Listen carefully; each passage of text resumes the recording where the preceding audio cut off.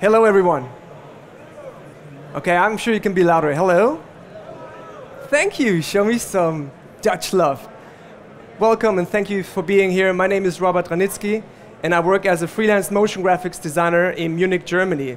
I run my own studio that I'm sharing with some great friends and co-workers, guys like Daniel, Max, and Chan. Shout out to them. Shout out to everyone online. I don't even know what a camera is, but thank you for joining in and tuning in. And thank you for Adobe for allowing me to speak to you guys. I'm sure, at least I hope it's going to be interesting and you will take something out of it, even if it's inspiration or ideas, or maybe you'll learn something new. Feel free to stalk me on Twitter, Instagram, Facebook, and so on. But before we get started, I'd like to run my reel for you to get you in the mood of watching the presentation.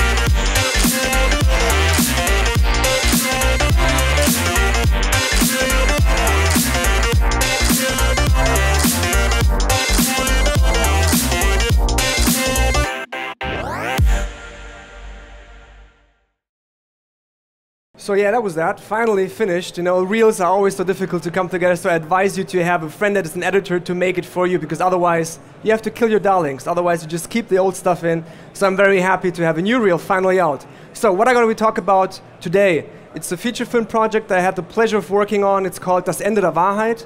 The English title is Blame Game. It's a brand new feature film that's not even out yet, so it's a super privileged premiere that you will see here for some shots. This was going through NHB Studios, and a friend of mine works there who is the visual effects supervisor, Florian Decker. So shout outs to him for trusting me with this project. Was produced by Walker Worm, and it's Arte and CDF production, so it will hit theaters sometime next year. And it's always a privilege to be able to work on feature films. I love movies. I grew up kid of the 80s watching Star Wars and action movies. So this movie is about, it's like a thriller. It's like a really gritty, it's about spies, conspiracies, Central Intelligence Agency, German intelligence, and all the things that are happening around it. So it's a little bit controversial topic. And I love series like Homeland or Jack Ryan and Jason Bourne. So it was kind of like the same area. And then when I was asked, hey, do you want to create things for a feature film like that, I was like, hell yeah. So he asked me, can you please do opening titles? I was like, okay, yeah, love opening titles. Actually very simple ones. CG drone, okay. User interface graphics, screen graphics, okay. And finally, CG planes. So my task was to work with these guys and basically do these things more or less alone, and they were compositing things inside, delivering shots to them. So it's like a very small studio or like a very small production company, and in total NHB delivered 70 visual effects shots, and everything that has flying drones and planes and UI in there was more or less my thing that I used After Effects and Cinema 4D and Element 3D for it. So without further ado, here's a quick breakdown reel of some of the VFX shots.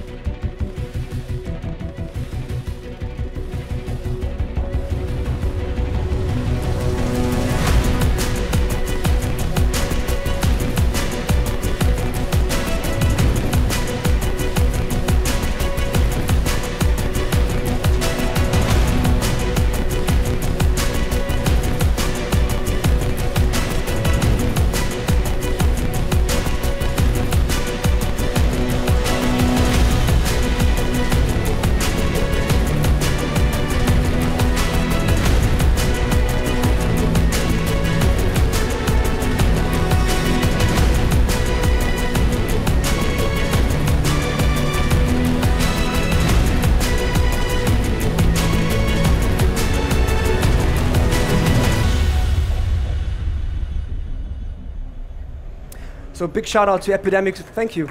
Epidemic Sound, they allowed me to use this track. They have fantastic tracks. If you want to look up some great music for your project, try that. So let's get on with it. Opening titles. Just a brief topic. The director wanted to have something very simple, like a fade-in, and I said, oh no, come on, you don't want me to do a fade-in? Like, everyone can do a fade-in, right? It's just an effect. There has to be something special about it. So I was thinking conceptually about making something that is more related to the actual film itself. So it's about, you know, secrets and conspiracies and spies. So I wanted to kind of like decoding some of the words and the titles. So this was one of the first ones. And also the font, I wanted to base it on a DIN font, which is like a German traditional industrial font. So I had to go that way to use the industrial look just to make it fit and fittingly for this movie. And this is the working title, by the way, if you're wondering why is there a different name up there. This is the second version that delivered, and it was all too fancy. So it was still like, yeah, make it simple, just toned down. So the next one, and this is the final version, it's like a creeping in effect. So it's like a fade in, but it's not. So you can see there's some special things happening around the edges. So just this extra little touch to make it just a little bit more pleasing to the eye instead of a fade in. So that was that. And then you get this email, and you know, we all get these emails Friday night. Hey, I like the titles. Maybe you can also do the rolling credits and the intro titles. And yeah, of course I can do that. And you know, with all these projects where they ask you to do a CG drone, you go like, yeah, of course I can do a CG drone. And you go like how the hell I'm gonna do this? So that's the next topic. It had to be believable. It's not some futuristic things. I was doing a lot of research online for about 2 weeks on how these things look like. So I raised a few red flags on Google, I think, and ever since there's like this black van following me with guys with sunshades. So actually they're wandering around and wanting to pick me up from stage. I'm not sure what that was. So for 2 weeks I was researching drones, rockets, explosions, all that pretty rough and bad stuff I really don't like, but for that movie it had to look believable. And then I remembered, hey, hang on, I have this fantastic plugin from Video Copilot, which is Element 3D. Usually I use Cinema 4D for my heavy 3D stuff, but this had to be like, okay, this had to be fast. I wanted to have it fast, and I remembered there's this drone in there, and that's exactly the drone they wanted. They wanted to have the so-called Predator drone, and all you have to do is use the jetpack and just dump it into After Effects, and then you have the drone. And I added some decals, some logos, and some fake Flight Squadron UI graphics. And I noticed that the look of it is too gritty. It's too dirty. And looking at the image search and research that I did, they're all very clean. So I had to polish up the actual textures to make it a bit cleaner. I added some lens flares, some flickering lights, strobe lights, researched what the frequency is of those lights. Like, I was really going into the detail. And this is one of the plates that I received. Usually you get some reference, like light probes, and to see where the light was coming from, reflections are. I didn't have it for this shot, only the shadow from this guy. That was the light reference that I had. So I went ahead and said, okay, let's just dump in the drone. So this is how it looks like. But let me actually show you in After Effects. I'm sure you want to see how that looks like. So here we are. I've added the drone, but let me just show you quickly how it looks like in Element 3D to quickly set it up. So you go into Jet Strike, you add a drone, and then you can zoom around, pan around. And as you can see, it's all GPU based, so it's super fast in response time. And that's what I wanted to have. I wanted to be able to really quickly create the flight movement and add all the effects to that without having to wait for renders. But if you notice, and if you look close, you will see that the drone has its wings up. So they're curved up. Of course, because it's supposed to fly, but for the first shot where it's in the hangar and getting ready, the wings are still up. Obviously they should be down, so what can you do? Well, you could go in and you could remodel it, right, in Cinema 4D or whatever tool you want to use. But there's actually an easier way, and it's actually thinking outside the box. So I'm sure you've heard of the Puppet tool, and what I can do is I can just add a couple of pins here and there, and then I can, you know, make him wave, or actually just move it down slightly. And there you have a way more realistic, maybe that's a little bit too much. But this is how you can actually use the puppet tool. You don't have to animate it, you just warp it, and it's just super, super easy. And then you will notice that the drone is still way too sharp and way too contrasty, and the whole image, this is before grading obviously, so you have to match that. So I was adding levels, sapphire warp, chroma, blur, and match grain to get the same look and the same values before sending it off to grading to match the overall look of the drone. But there's more that I wanted to do with this. And if you look closely, this is the actual shot. The guys are checking the wings. And it's very static. If you see that on a big screen, it's too boring. So what else can you do? Well, I noticed that you have those flying thingies removed before flight. So I went to a friend that has a helicopter company, and he gave me like this rotor bag that you put covers onto a rotor blade. It's like 5 meters long. So I crammed it all up, the silver thing. Went in our special green screen studio in our backyard, held it up against the green screen, told my friend, hey, can you just blow against it because there's no wind to make it fly? Filmed it in portrait mode with the iPhone, just really fast, quick and dirty. You put it in, you key it out, you distribute it along the drone, and then you grade it, and the final look looks like that. And there's just some extra special going on. It's not so static, just a little bit movement, and looks more realistic. So quick and dirty, guerrilla style filmmaking, I would call that. So let's talk about one of my favorite topics, which is UI graphics. I'm sure a lot of you have seen those fancy UI graphics from great films, you know, Blade Runner, Avengers movies like Nick is showing from Territory. It's all fantastic stuff. But for this movie, it had to be very realistic. You know, I researched again, more red flags, more black vans following me. You know, I just can't escape them. But I wanted to make it real. I wanted to base it in reality. And these are the actual film sets.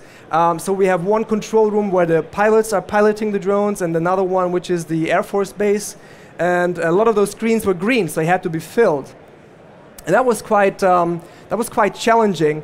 And let me just go back and show you some of the screens. So these are 4x3, obviously because on those control monitors they're 4x3. So I filled those up, and I had tons of actual quadcopter footage that was shot, I think in Spain, I'm not sure where that was, or Fuerteventura, like some rocky terrain. So that was no problem. But when the drone is getting ready, of course, it has to be on the ground, on an airport, on a runway. So it happened that I was flying somewhere, so I quickly looked out the window, took a quick photo, retouched it in Photoshop, elevated the floor, added some grain, contrast, and then I created that inverse look to make it look like it's night vision or thermo whatever vision, added some vignetting, and added a CG drone. And of course, the UI. Why do I add the CG drone? There's just little movement in there if you look at it. It's just barely moving. Of course, the grain is flickering. But it really helps to actually sell the shot. So if you look at the actual shot when they're getting ready, it helps to have a little bit of movement right there just to make it more believable, and actually sells really the shot if there's some movement like another drone getting ready. Little things like that. Let's talk about full screen UI. My friend Daniel was pulling a leg, saying like, oh, it's not consistent, you know, you have 4x3, all of a sudden you have the super widescreen. That's true, but it's a movie, and the director wanted to have full screen shots telling the narrative that there is a drone approaching, and it's, in terms of storytelling, it's a very critical scene they had the honor of working on, so it had to be clear in communication what is happening. The audience had to understand that something terrible is going to happen, so that's why I recreated the whole UI in 4x3. And let me just show you a few things with the UI. So everything, all the hot stuff, is created as shape layers. A few years ago, I started to love shape layers. First it was like, oh, I don't know shape layers, I use Illustrator. Now it's like, oh, I use shape layers, a little bit of Illustrator, maybe a mix of both. Actually, you can import, and I'll do all those fantastic things. But shape layers are great because you can use things like repeaters, and you can just repeat out different things, you know, so you can change the size, everything, and it's all procedural. So, so this is how I did the compass effect. And if you select all, and let's say the director goes in and says, hey, I want to have thicker lines, you go like, all right, you can have thicker lines just with a click. So it's very easy, and also easy to animate.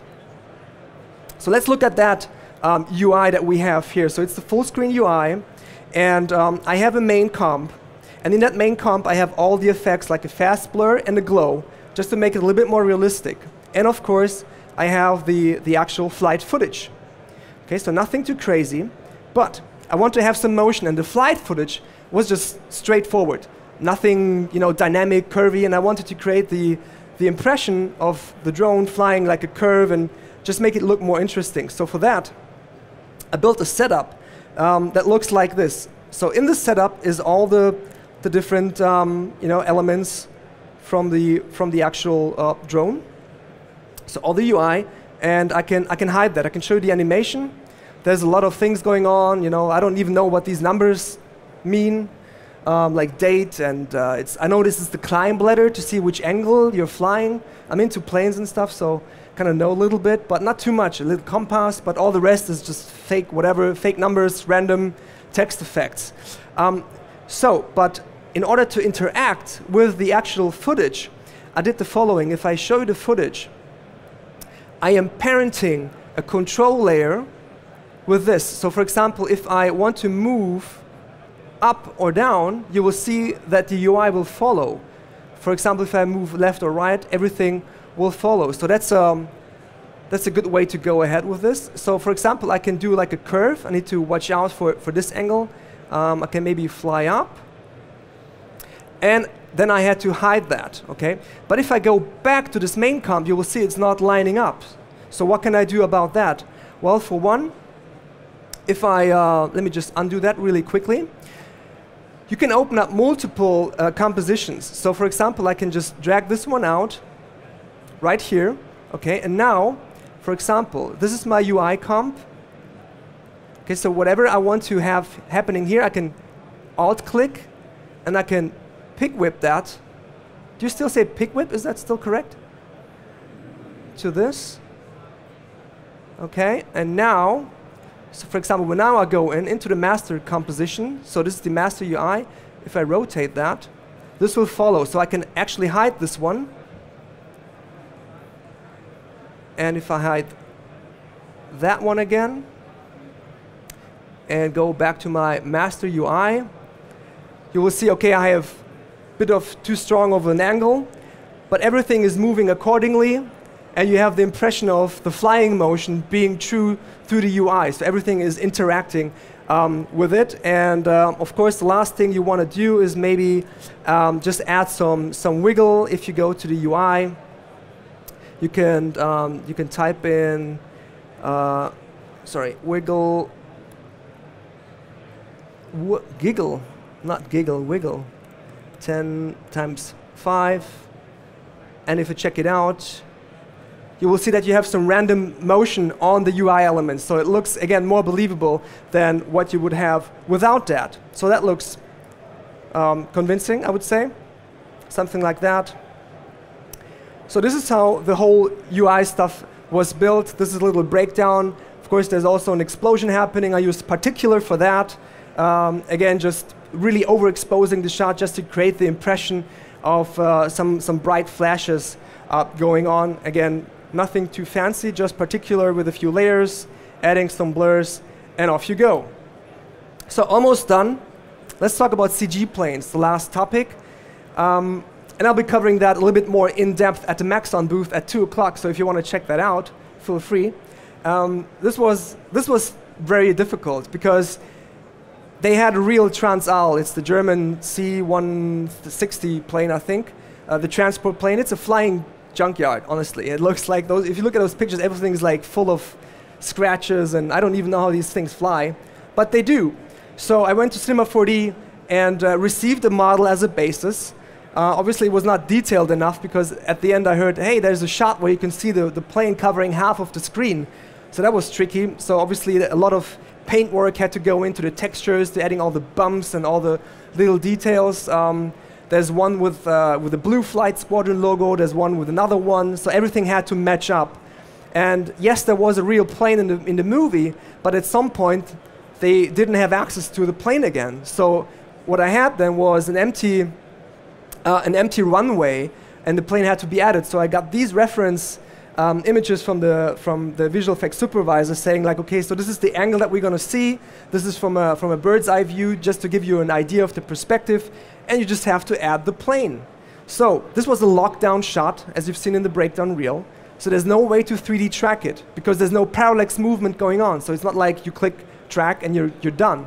So what can you do? Well, if some of you know in Photoshop Vanishing Point, right? Is it still called Vanishing Point? Yeah. So you can map out the perspective, and you can do the same technology the same way in Cinema 4D. So basically, you map out. Let me see if that works with my clicker here. No, doesn't. So actually, it does.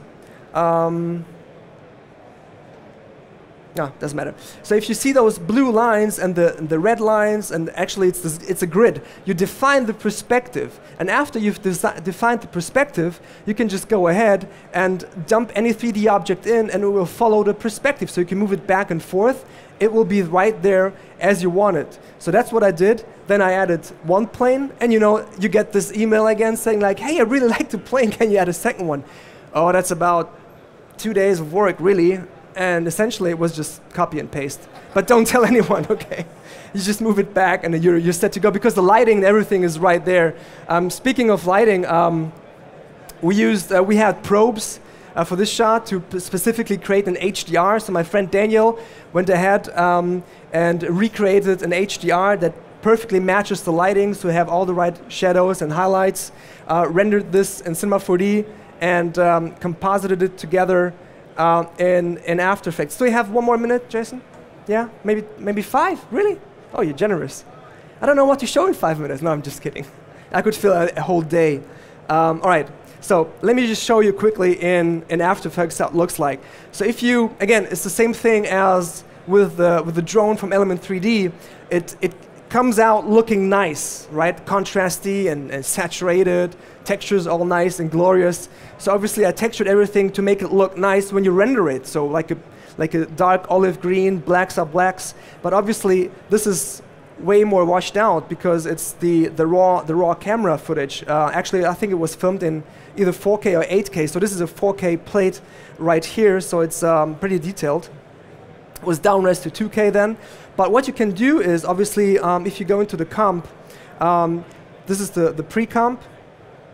What you have to do is, again, use levels to get the same black levels. So it can't be like the darkest black that you have maybe here. And then, again, I use a little bit of curves just to bring some highlights back. Added some matte ops, sapphire matte ops, to get rid of the shadow edges here from the layer. And then I added some grain. Let me just nerd out a little bit here. Okay, so in order to match something, you have to understand the real picture, all the imperfections. There's no camera in the world that is so perfect as a 3D render is. So you actually have to mess up the image to make it good. It's kind of, does it make sense? You know what I mean? So again, we're adding tons of grain. We blur the hell out of the plane. And then we add another grain layer. And it looks like crap, really, if you zoom in so close. But if you zoom out, it really works, I would say. And then, of course, you add the grading level. And the last one I would like to show you is the trickiest one, because actually this was like you have the sun in the background going down. So we had a new HDR. And then, of course, you do all the same things. You add all the, well, not the same values, but obviously the same workaround or workflow, just to make it look nice. But it's still, it kind of pops, and you don't want to have that. So I basically recreated the lens flare, masked it out with the tail end of the plane, and just added on top of it. And then you're ready. So that's basically how this was done. And maybe one nerdy detail, there's a leaf, or I don't know, a fly or something flying above the camera. And it's actually crossing the plane. You see that? That little dust spot here? So I recreated that over the plane, so I animated a little particle just for 4 frames, so it's not disappearing behind the plane, and it's in the film. So I'm very proud of this little dust thing. So it looks like it's actually really behind the camera, or behind the dust. So the plane is behind the dust is in front of the camera, so it's flying over. Just a little geeked out detail that was added to this. Let me play that back for you. See that? Just something extra. But with that said, I'm pretty much done. My name is Hranitzky, and I thank you so much for joining me for this exciting talk. I see you tomorrow at 12 if you want to have another look, or at 2 at Maxon to go a bit more in depth about the cinema part. Stay tuned for my friend Jason, who's going to deliver a kick-ass demo for Premiere Pro. Thank you.